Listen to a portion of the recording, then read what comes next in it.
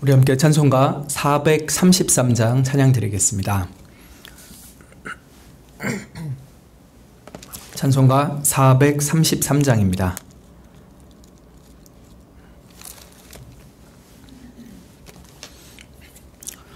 눈을 들어 산을 보니 도움 어디서 오나. 천지 지은 주 여호와 나를 도와주시네. 너의 발이 실족치 않게 주가 깨어 지키며 택한 백성 항상 지켜 길이 보호하시네. 도우시는 하나님이 내게 그늘 되시니. 낮의 해와 밤의 달이 너를 상치 않겠네. 내게 화를 주지 않고 오늘 보호하시며 택한 출입 지금부터 영영 인도하시리. 아멘.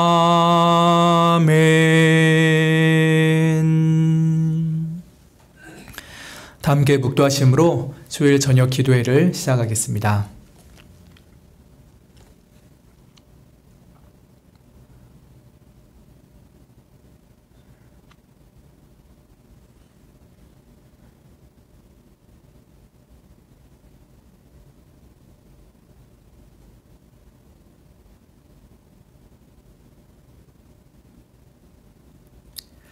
함께 찬송가 50장 찬양 드리겠습니다.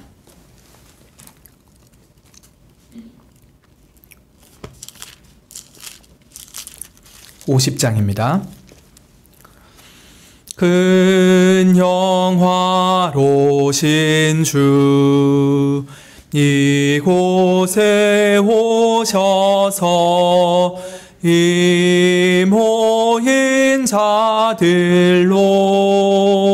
주 백성 삼으사 그 중에 항상 계시고 그 중에 항상 계시고 큰 영광 나타내소서.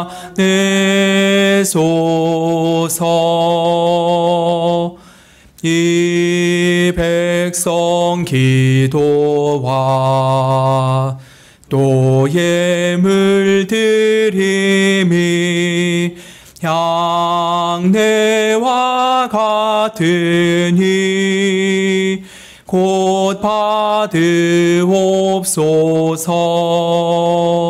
주 예수 크신 복음을 주 예수 크신 복음을 만 백성 듣게 하소서. 또 우리 자손들 다 주를 기리며 저 성전 돌같이 긴하게 하소서. 주 구원하신 능력을 주 구원하신 능력을 늙은 날까지 주소서. 주 믿는 만민이 잠도를 지키며 성도들 같이 주 찬송하다가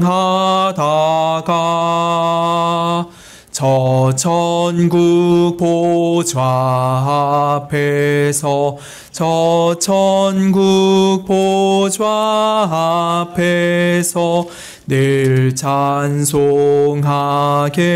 하소서. 아멘.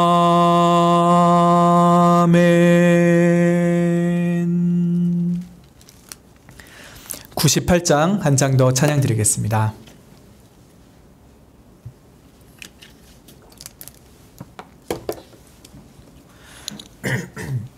98장입니다.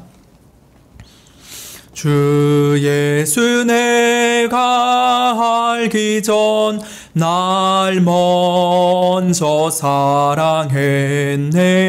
그 크신 사랑 나타나 내 영혼 거듭났네.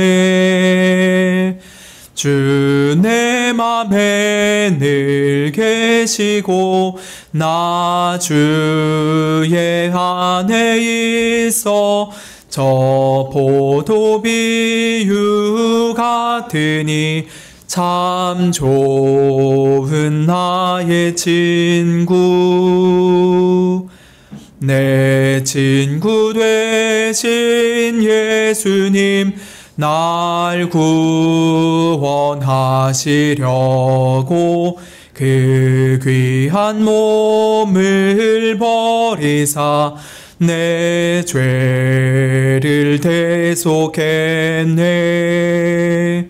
나 주님을 늘 믿으며 그 손을 의지하고 내 몸과 마음을 바쳐서 끝까지 충성하리. 내 진실하신 친구여 그 은혜 내려주사 날 항상 보호하시고 내 방패 되옵소서. 그 풍성한 참 사랑을 네 능히 끊을 소냐. 날 구원하신 예수는 참 좋은 나의 친구. 함께 기도드리겠습니다.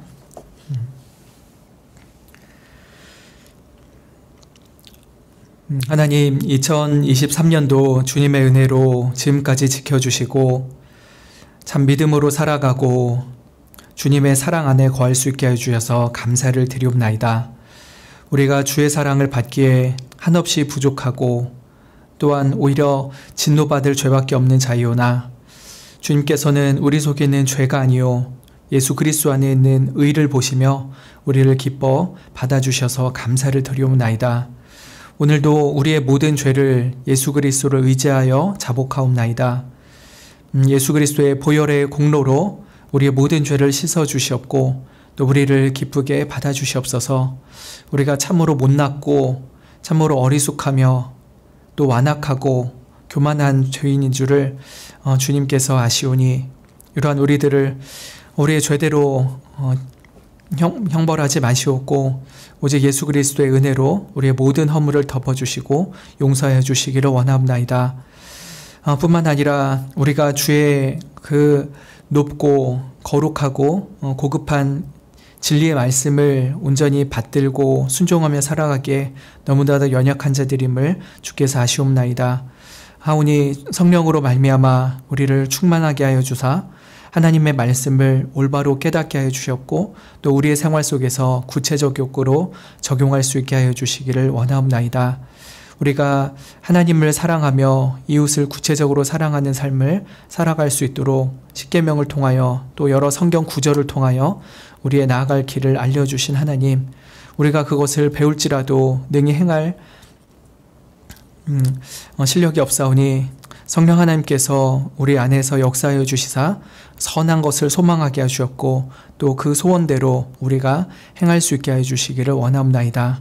그리하여 우리가 주님을 더욱 닮아가고 예수님 마음 가지게 되는 것이 우리의 공로가 아니요 오직 전적인 하나님의 은혜임을 고백하며 주님께 모든 영광을 돌리게 하여 주시기를 원하옵나이다. 우리 생활 속에 필요한 물질적인 것들 주님께서 채워주시옵소서. 또한 너무나도 병약하여서 오랫동안 병상 중에서 신음하고 있는 성도들과 여러 교우들을 주님께서 기억하여 주셨고 그 육신의 질고 속에서도 예수 그리스도의 은혜를 덧입게 하여 주시기를 원합나이다. 또한 바라옵기는 하나님의 뜻이 있다면은 그런 많은 질고 속에서 주께서 고쳐주시옵고 온전한 건강한 모습을 회복할 수 있게 하여 주시기를 바라옵나이다. 또 여러 가지 기도의 제목을 가지고 이 자리에 나왔습니다. 우리 자신의 구원을 위하여서 또 가족들의 구원과 여러 이웃들의 영혼의 구원을 위하여서 기도하고자 합니다. 또 우리가 도저히 감당할 수 없는 어려운 일들을 오직 주님의 도움을 받자와 기도하기를 원하옵나니 주님께서 이 기도의 가운데 함께하여 주시기를 원하옵나이다. 아울러 저 멀리 전쟁 중에서 서로를 죽고 죽이며 고통스럽게 살아가고 있는 이들을 주님께서 불쌍히 여겨주시사 속히 그들의 손에서 총과 칼을 내려놓고 오히려 예수 그리스도 안에 있는 사랑으로 그들이 하나 될 수 있는 날을 속히 주시기를 원하옵나이다. 예수님의 이름으로 기도합니다. 아멘. 이 시간 에스라서 3장 말씀 보겠습니다. 구약성경 714쪽에 있습니다. 에스라 3장 7절부터 13절 마지막 절까지 교독하겠습니다.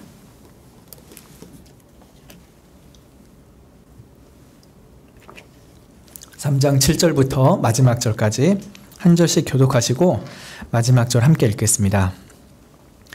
이에 석수와 목수에게 돈을 주고 또 시돈 사람과 두로 사람에게 먹을 것과 마실 것과 기름을 주고 바사왕 고레스의 조서대로 백향목을 레바논에서 욥바 해변까지 수운하게 하였더라.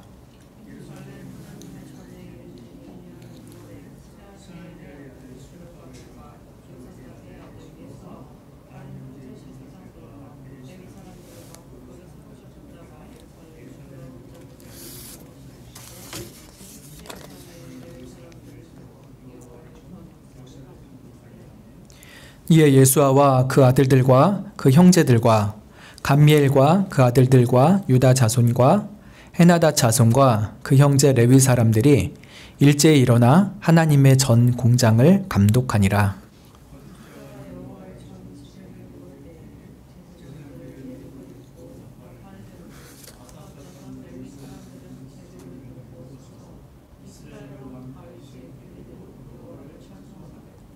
서로 찬송가를 화답하며 여호와께 감사하여 가로되 주는 지선하심으로 그 인자하심이 이스라엘에게 영원하시도다 하니 모든 백성이 여호와의 전 지대가 노임을 보고 여호와를 찬송하며 큰 소리로 즐거이 부르며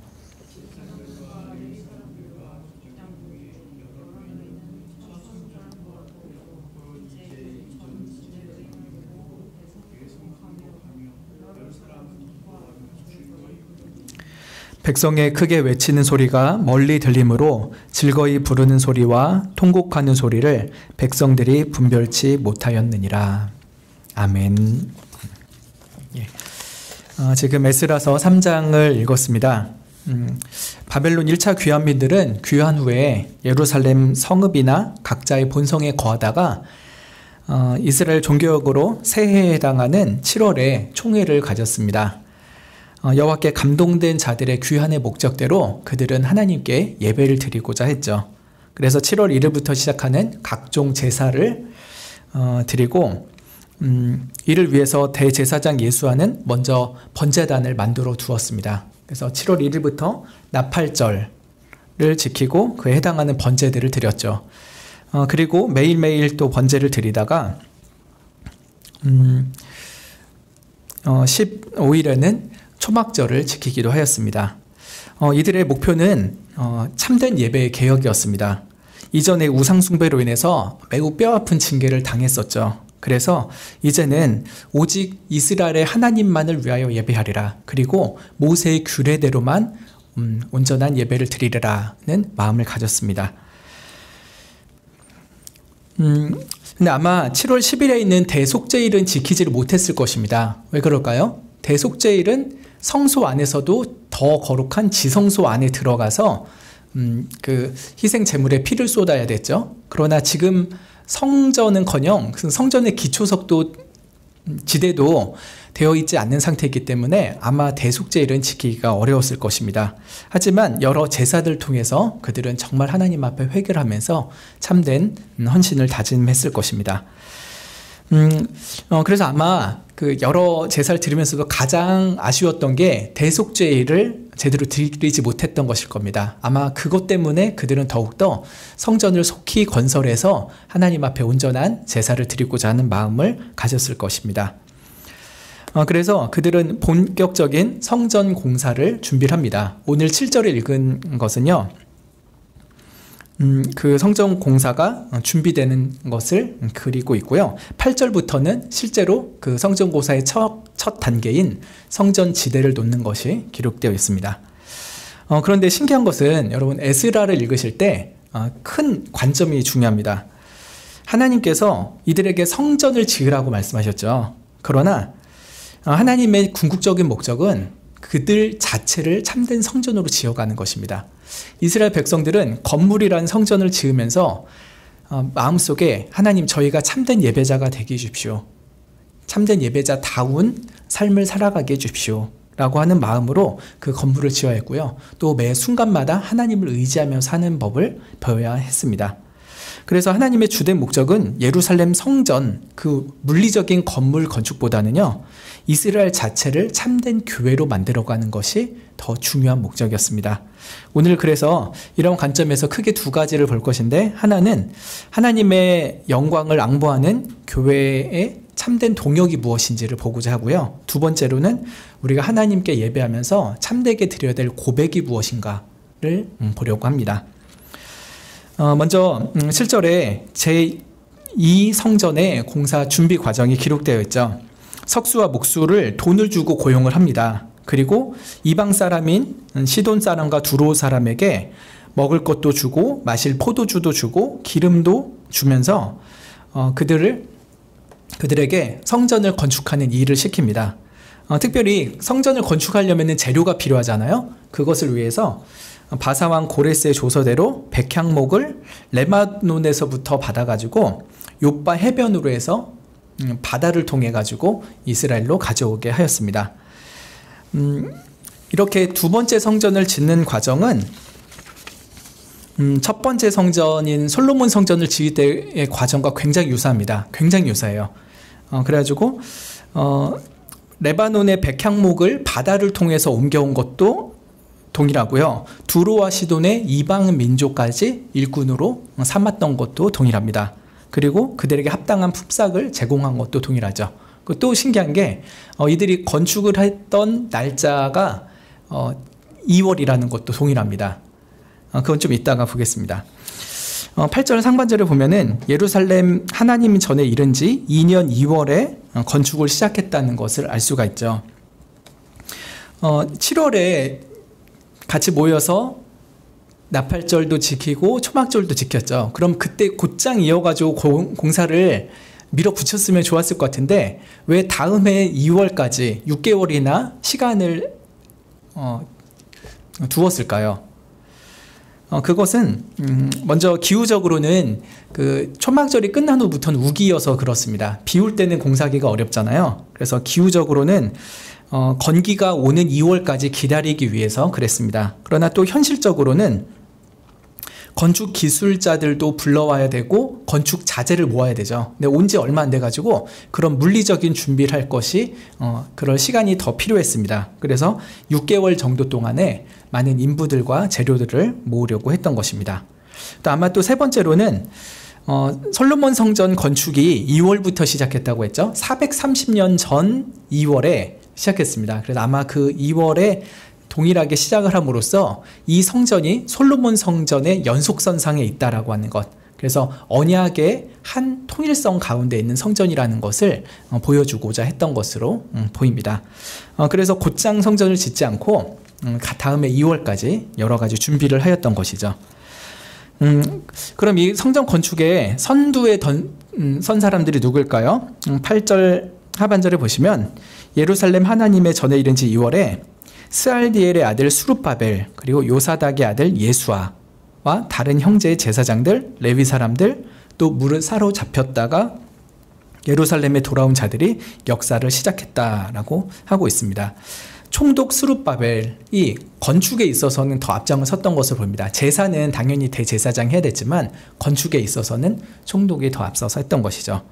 그리고 이것에 당연히 대제사장 예수아도 중요한 총감독자로 사역을 했습니다. 이외에 제사장들과 레위 사람들도 함께 했고요. 사로잡혔다가 돌아온 사람들 총 몇 명 정도라고 했죠? 5만 명이 좀 안 됩니다. 그렇게 되는 사람들이 대부분 함께 모여가지고 이 성전 지대 놓는 일에 힘썼을 것입니다. 이것에는 유대인뿐만 아니라 함께 여호와 신앙을 가지고 있던 이방인 종들도 동참했다라고 말씀을 드렸습니다. 특히 또 20세 이상의 레위 사람들도 함께 동참을 했습니다. 지금 20살 정도 누군가요? 혜승이 정도 또래잖아요. 그럼 이 사람들이 건축을 이렇게 감독하고 이러면은 너무 어리고 뭘 모르는 사람이 하는 거 아닌가 이런 생각이 들 법도 한데, 아마 그 전에 충분한 사전 교육을 시켰을 것이고요. 이 일을 감당할 능력을 구비시켰을 것입니다. 그래서 성전 공사에 대한 율법적인 기준, 또 건축 설계에 합당한 전문 지식들을 가르쳐서 이 레위인들로 하여금 이 성전 건축을 감독하게 했죠. 감독이라고 하면은 이렇게 막 군림하고 부려먹고 이런 마음이 아닌 것입니다. 오히려 그들에게 다치지 않게 일을 하고 하나님의 성전을 올바르게 건축할 수 있게끔 조화롭게 지휘한 것으로 해석하는 것이 좋을 것입니다.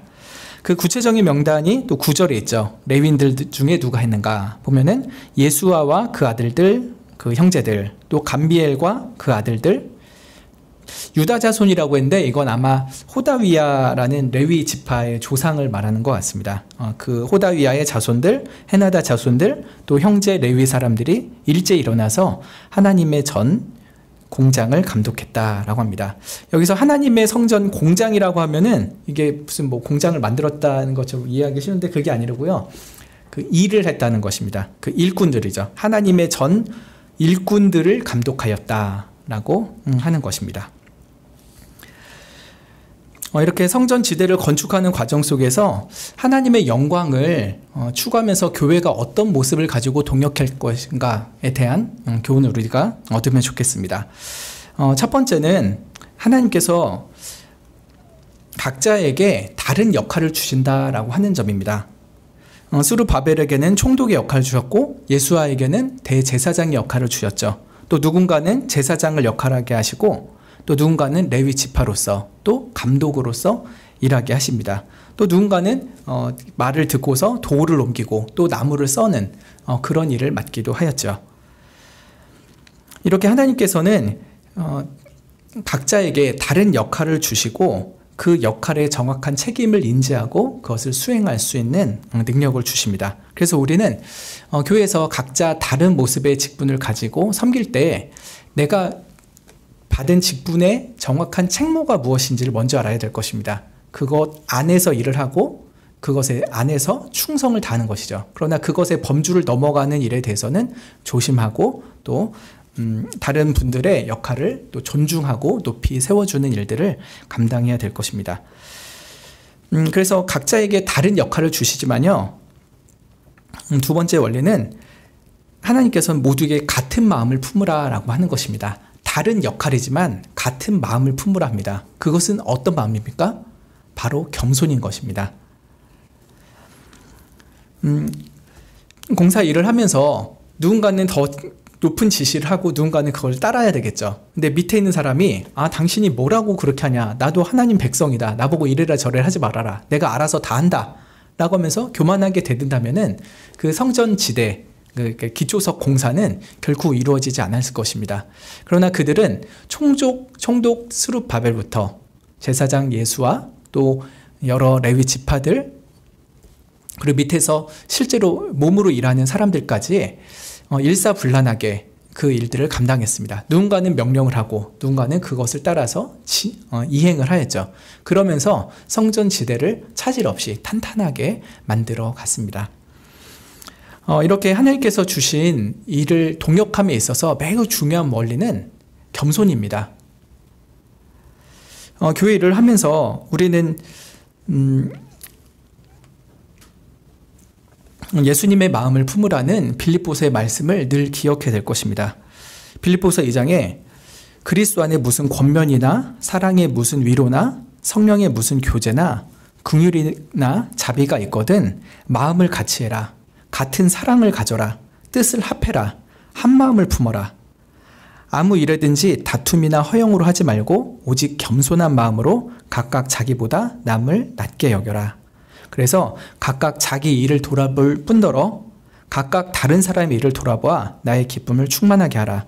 너희 안에 이 마음을 품으라. 곧 예수 그리스도의 마음이라 했습니다. 그리고 그 예수 그리스도의 마음이 어떤 것입니까? 근본 하나님의 본체이시지만 우리와 같은 종의 형상을 입으셨고 죽기까지 하나님 앞에 순종하는 마음이었죠.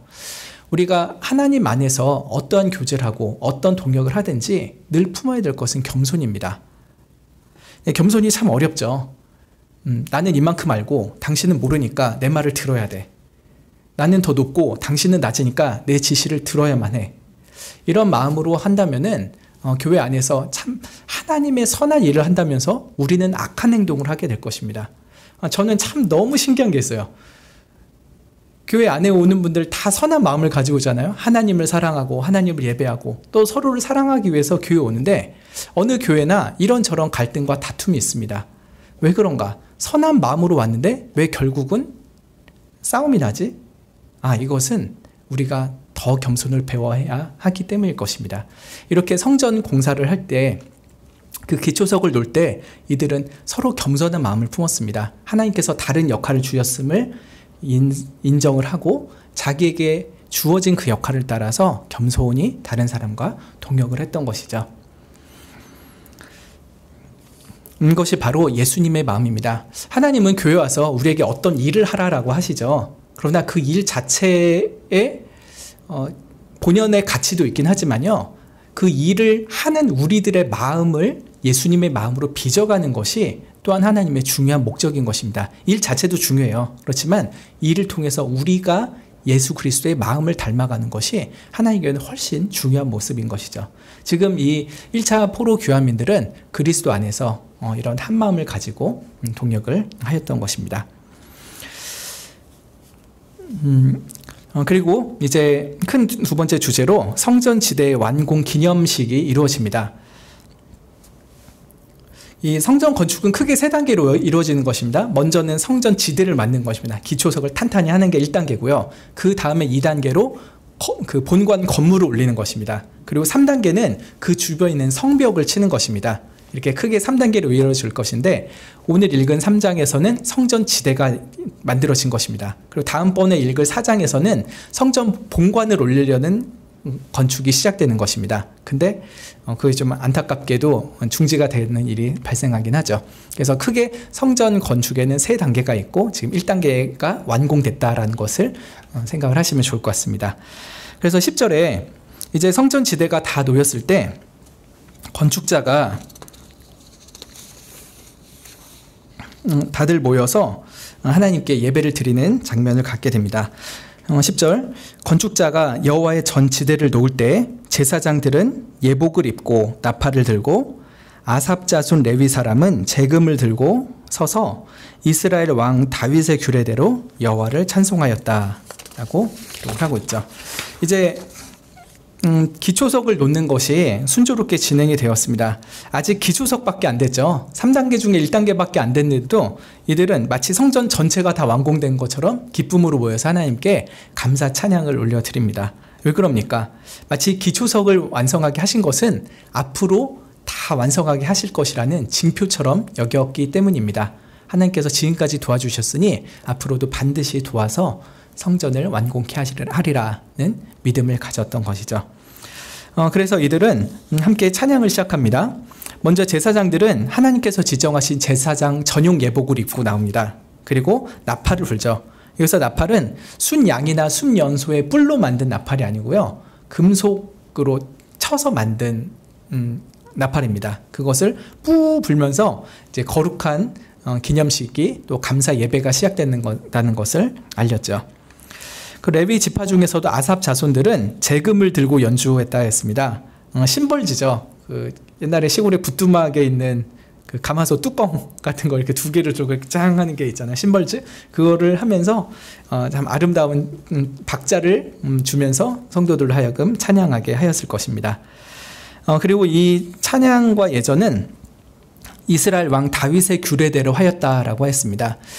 예배의 전체적인 것은 모세 때 규정이 되었죠. 특히 찬양에 관련해서는 다윗 때 더 중요하게 정리가 되었습니다. 그래서 그 다윗의 규례대로 아마 시편을 찬송했을 것이고 또 여러 가지 악기를 동원해서 하나님을 기쁘게 찬양했을 것입니다. 이들은 하나님께 감동을 받은 자들이었죠. 참된 예배를 드리기 위해서 오직 하나님의 이름만을 부르고 하나님께서 규정하신 예배의 방식대로 다윗의 규례를 따라 이렇게 예배를 드리고 있는 것입니다. 그 찬양의 가사가 무엇이었을까요? 11절을 보시면은 서로 찬송가를 화답하며 여호와께 감사 찬양 올려드립니다. 그 내용은 주는 지선하심으로 그 인자심이 이스라엘에게 영원하시도다 라고 하는 것입니다. 주님은 지극히 선하십니다. 그 인자하심이 우리 이스라엘에게 영원하십니다 라고 하는 것입니다. 하나님의 선하심과 인자하심을 찬양하고 있는 것이죠. 근데 특히 여기서 인자하심이라고 하는 거는 여러분 많이 들어보셨을 거예요. 헤세드라는 단어입니다. 헤세드. 헤세드는 특히 하나님께서 언약하신 바를 신실하게 지키시고 변함없이 사랑하는 그 사랑을 표현하는 단어입니다. 변함없는 신실한 사랑을 나타내는 게 바로 헤세드이거든요. 근데 이스라엘 백성들이 많은 하나님에 대한 속성 중에서 특별히 이 헤세드에 대한 찬양을 하는 이유가 무엇이겠습니까? 일찍이 여러 선지자를 통해서 내가 너희들이 포로로 잡혀갈 것이지만 반드시 돌이킬 것이다. 70년 후에 다시 돌아오게 하여서 너희들로 하여금 영원한 기쁨을 맛보게 할 것이다 라고 약속을 해두셨기 때문입니다. 그 몇십 년 전의 약속이 이제 이루어졌다는 것은 하나님께서 과연 신실하시고 변함없이 약속을 지키시는 인자하신 분이기 때문이었죠. 그래서 이스라엘 백성들이 그러한 선지자들의 언약을 생각하면서 지금 하나님께 찬양을 드리고 있습니다. 그 언약을 한번 확인해 보면 좋겠네요. 우리 다 함께 예레미야 31장을 보면 좋겠습니다. 예레미야 31장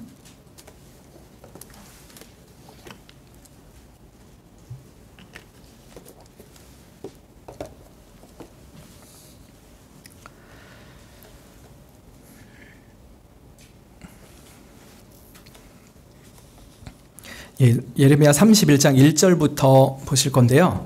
먼저 1절부터 9절은 출 바벨론에서 예루살렘으로 돌아오는 길에 하나님께서 은혜 주실 것을 기록하고 있습니다. 출 바벨론하고 돌아오는 광야길에 대한 은혜이죠. 제가 천천히 읽으면서 약간의 설명을 드리겠습니다. 1절 나 여호와가 말하노라 그때에 내가 이스라엘 모든 가족의 하나님이 되고 그들은 내 백성이 되리라. 쫓아내실 때는 나는 더 이상 너희들의 하나님 아니다. 너희들은 내 백성 아니다. 라고 하면서 쫓아내시죠. 그러나 이제는 앞으로는 내가 너희들의 하나님이 되리라. 너희들은 내 백성이 되리라. 라고 하면서 은혜의 언약을 회복시킬 것을 초두에 말씀을 하십니다. 이것이 가장 중요한 핵심이고요. 나머지는 구체적인 그 실행의 방법들입니다. 2절에 나 여호와가 이같이 말하노라 칼에서 벗어난 백성이 광야에서 은혜를 얻었나니 곧 내가 이스라엘로 안식을 얻게 하러 갈 때라. 이스라엘에게 다시 안식을 주신다고 해요. 3절에 나 여호와가 옛적에 이스라엘에게 나타나 이르기를 내가 무궁한 사랑으로 너를 사랑하는 고로 인자함으로 너를 인도하였다 하였노라.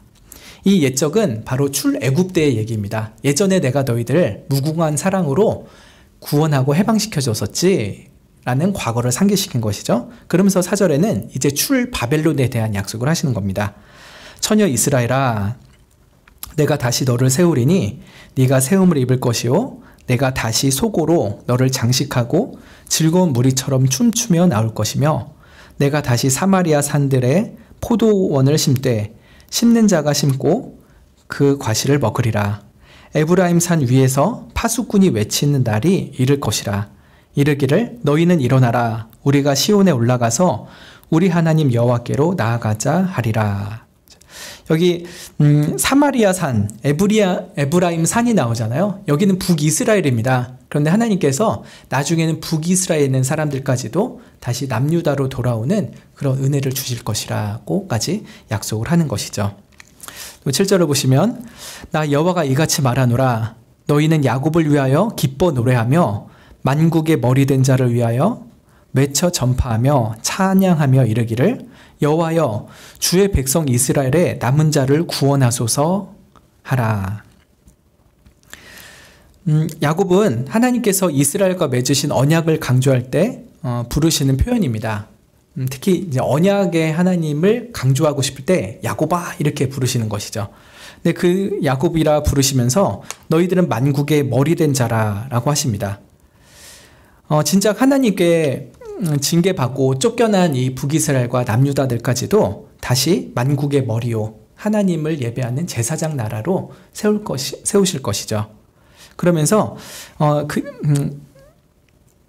여호와여 주의 백성 이스라엘의 남은 자를 구원하소서 라고 하면서 새 이스라엘을 회복시켜 주실 것을 이렇게 간구하게 한다라고 말씀을 하고 있습니다.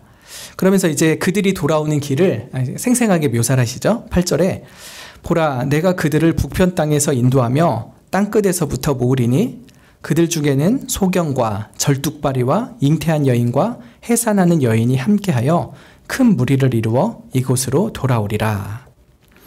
아무리 연약한 사람이라도 또 도저히 불가능할 것 같은 사람도 평안히 돌아오리라 하는 말씀입니다.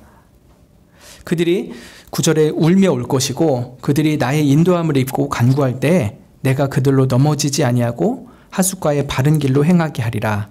나는 이스라엘의 아비요 에브라임은 나의 장자니라 라고 하시죠. 하나님께서 그들을 반드시 출애굽시키시고 그 오는 길 가운데 인도하여 주실 것이라 합니다. 근데 그들이요 어떻게 온다고 합니까? 울면서 온다고 해요. 왜 울면서 올까요? 너무 기쁘고 행복한 날인데 왜 엉엉 울면서 올까요? 우리가 너무 행복하면 웃기도 하지만요 울기도 해요. 어떨 때 행복하면 울기도 합니까?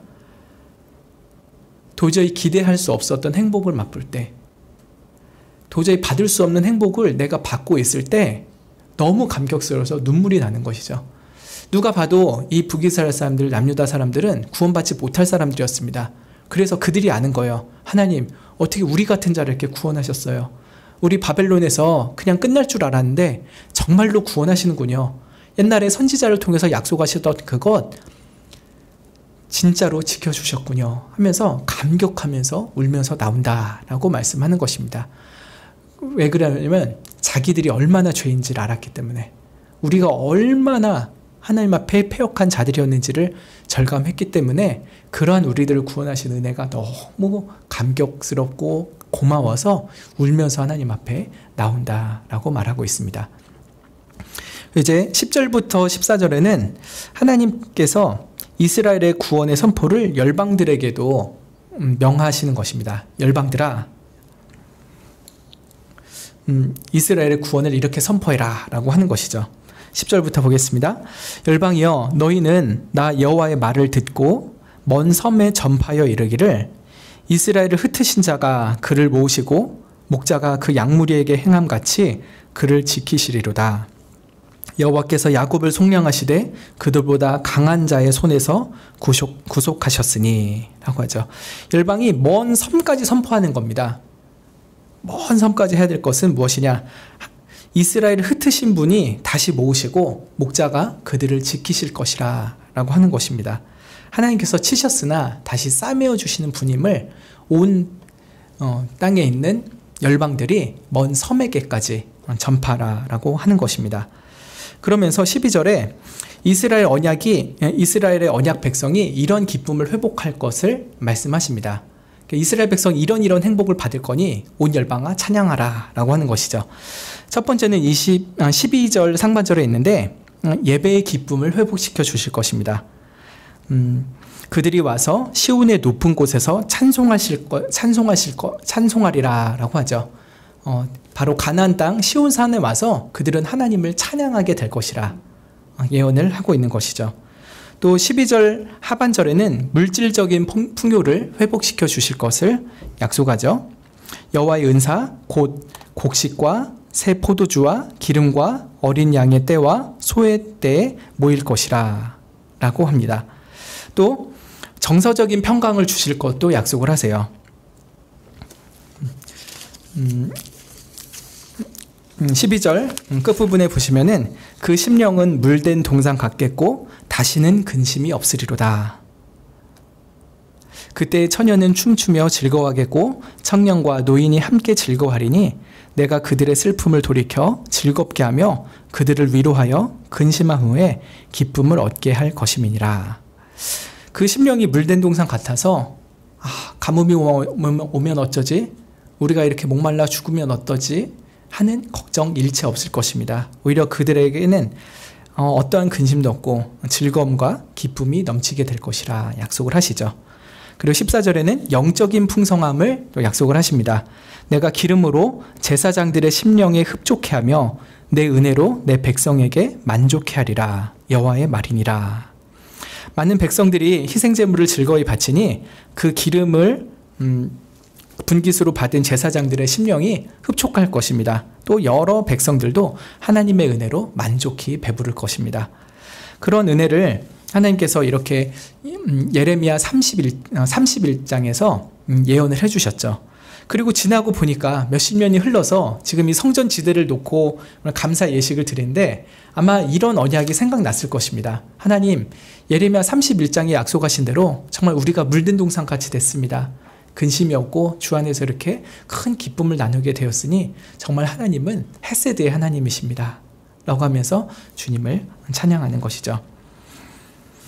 이렇게 찬양할 때 외적인 표현이 두 가지로 크게 나눠졌습니다. 12절을 보시면 제사장들과 레위 사람들과 족장 중에 여러 노인은 첫 성전을 보았던 거로 이제 이 전지대의 노임을 보고 대성통곡하였다라고 하였습니다.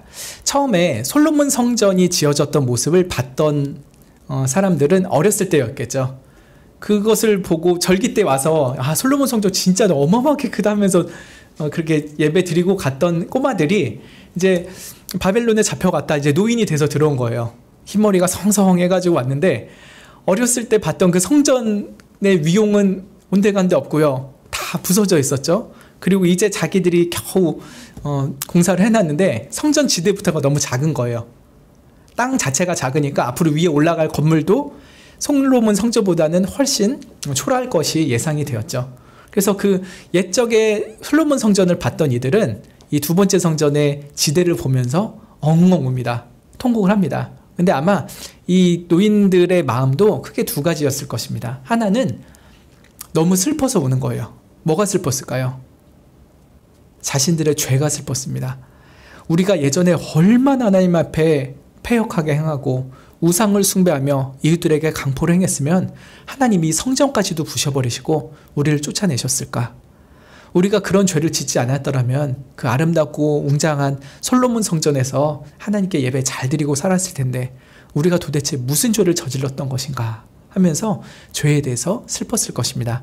그러나 또 한편으로는 기쁜 마음이 있었을 거예요. 그 기쁨의 원인은 바로 회복시키는 은혜입니다.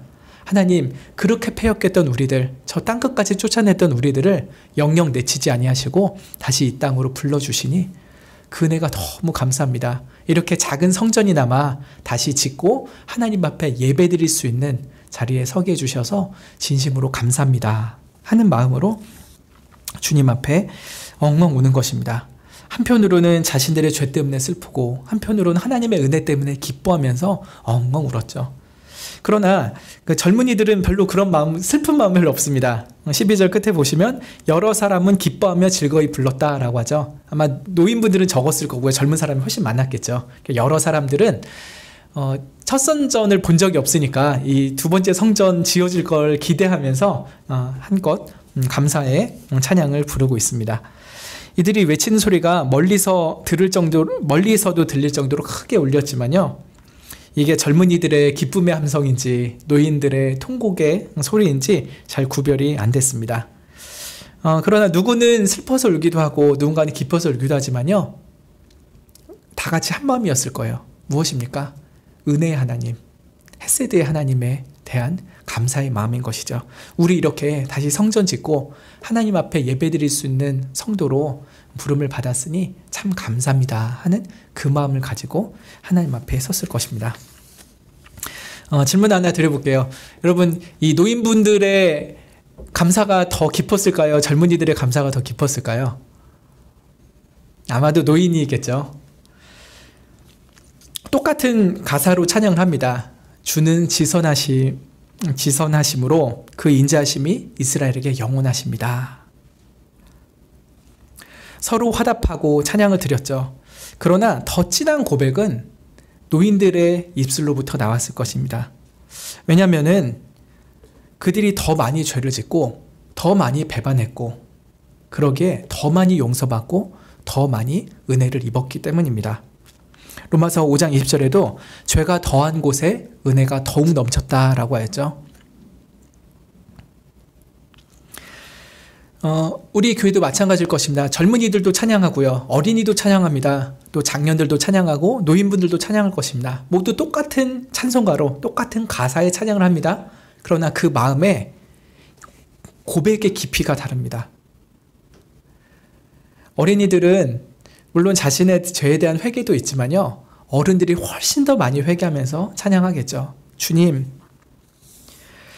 저 이렇게 못났는데도 이렇게 사랑해 주시는 건가요? 주님, 저 이렇게 고슴도치처럼 뾰족한데도 이렇게 저를 꼭 안아주시는 거예요? 저 이렇게 더러운데도 또 씻어주시고 또 씻어주시는 건가요? 이 사랑은 도대체 뭔가요? 이 변함없고 이 끊임없는 이 완전한 사랑은 무엇인가요? 하면서 찬양을 드리게 될 때 그것은 어린이의 찬양보다 노인의 찬양이 훨씬 더 기쁠 것입니다. 그러나 비단 나이 때문만이 아니라요. 그 신앙의 깊이 때문에 그런 거예요.